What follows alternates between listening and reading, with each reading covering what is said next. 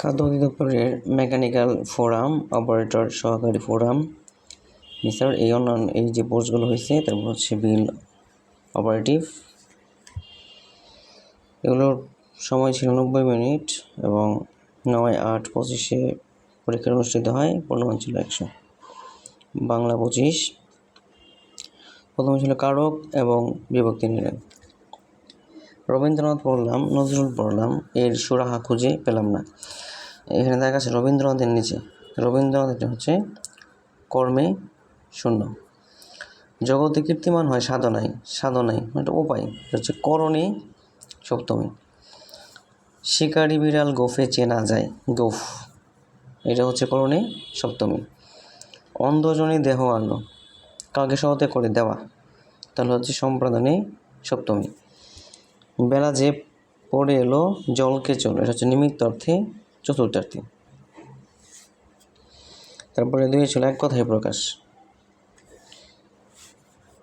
যে পরিমাণ চিন্তা করে কাজ করে না, অপরিমাণদর্শী আছে। অক্ষের সম্মুখে চাক্ষুষ। শুকনো পাতার শব্দ মর্মর। 60 বছর পূর্তি হীরক জয়ন্তী। ক্রমশ বর্ধিত হচ্ছে বর্ধিষ্ণু। সন্ধি বিচ্ছিন্ন 3 নাম্বার। স্বাগত, সুযোগ আগতম।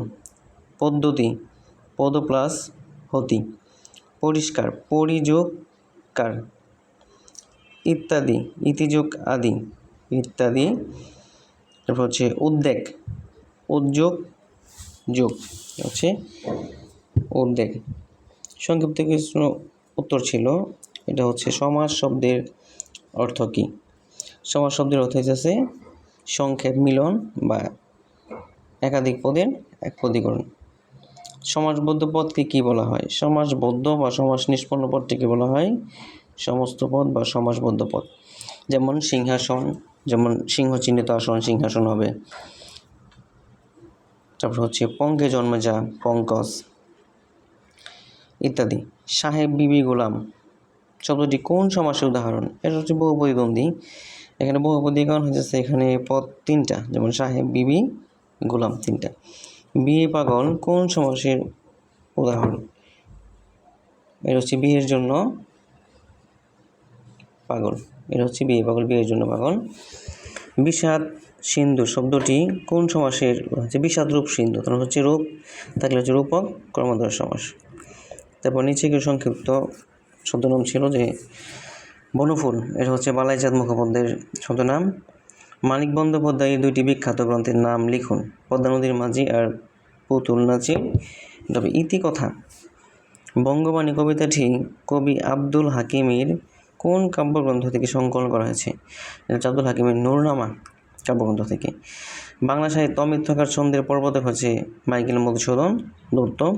মরিতে চাহি না আমি সুন্দর ভুবনে, পরের লাইন কি? মানবের মাঝে আমি বাঁচি পড়েছি, এটা রবীন্দ্রনাথ ঠাকুরের ছিল এটা। তারপর হচ্ছে ইংরেজি, এটা হচ্ছে অ্যাডাম ফিস্ট, যে আমাকে বাক্য তৈরি করতে বলছে। অ্যাট এনি কস্ট, যে কোনোভাবে বা যেভাবেই হোক, যেমন at any cost I shall help you, যেভাবে হোক আমি তোমাকে সাহায্য করবো। ক্যারি দ্য ডে, জয়লাভ করা। Our team will surely carry the day, আমাদের টিম আজকে অবশ্যই জয়লাভ করবে। ইন ব্ল্যাক অ্যান্ড হোয়াইট, লিখিত হবে। We charge against him in black and white, আমরা তাকে লিখিত দেওয়ার জন্য সুপারিশ করেছিলাম। ইন ভিউ টু অর্থাৎ বিবেচনা করা, তাহলে we got a rise in his service in view of this efficiency. By dint of বদৌলতে, I success by dint of hard work, আমি কঠোর পরিশ্রমের বদৌলতে সফলতা পেয়েছি। ইংরেজি অনুবাদ করুন।